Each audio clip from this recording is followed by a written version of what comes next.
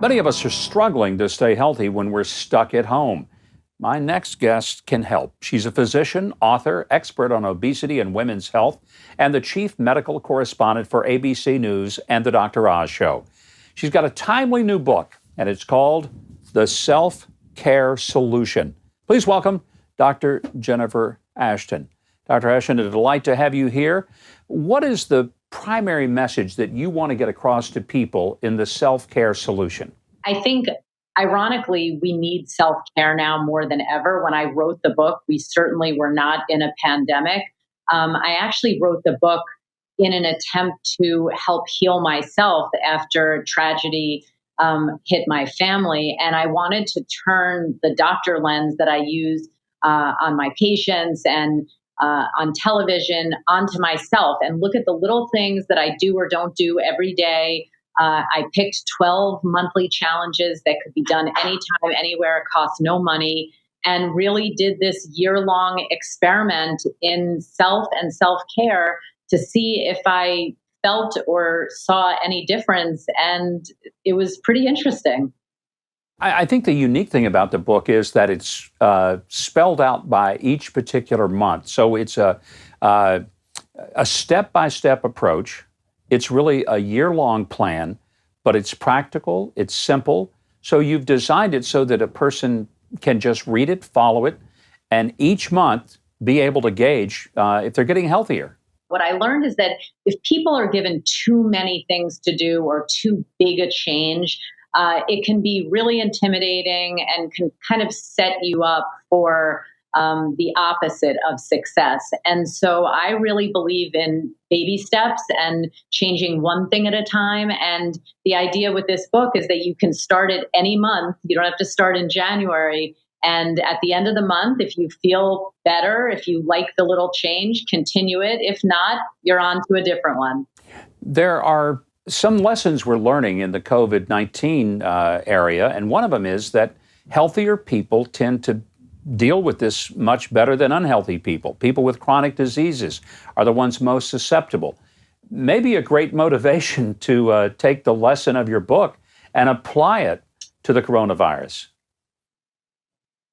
I think you have a point. And, unfortunately, we have a pandemic that's making that mission even more urgent. But you're 100% correct. We know that people who live with chronic or pre-existing medical conditions are at higher risk of severe COVID-19 disease and death from COVID-19. Obesity is a condition that affects 42% of the adult U.S. population. And when I got my degree in nutrition and got board certified in obesity medicine, I learned how complex a condition it is. But there are ways to start changing habits and our cellular and metabolic well-being that might actually protect us against the COVID-19 virus. So many people have been in self-imposed quarantine, home isolation. When is it safe to go out again? And what are some specific steps that everybody needs to take when they start ramping up back into their normal routines and work? Well, I would suggest that you think about a couple of important factors. Number one, the virus is not going anywhere. And it has shown us that we need to treat it with respect.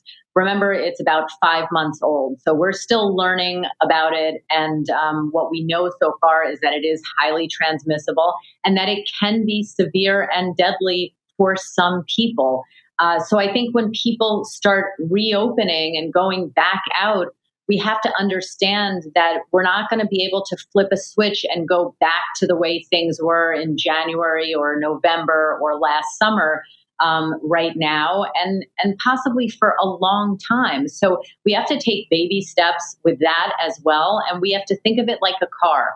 There's a gas pedal and there's a brake. And if we see people around us starting to get sick or cases in our local communities or cities or towns or states start to go up, we have to be prepared to step on the brake and take the common sense, very simple but important and powerful steps to protect our health and those around us.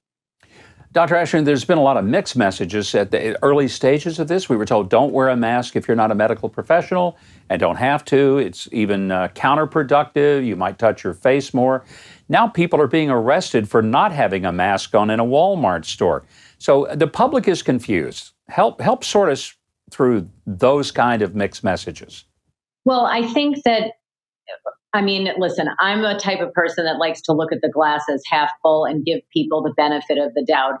No one knows it all when it comes to medicine and science. We learn every single day. So if you go to a doctor who says that she or he knows everything, that's when you want to find a new doctor.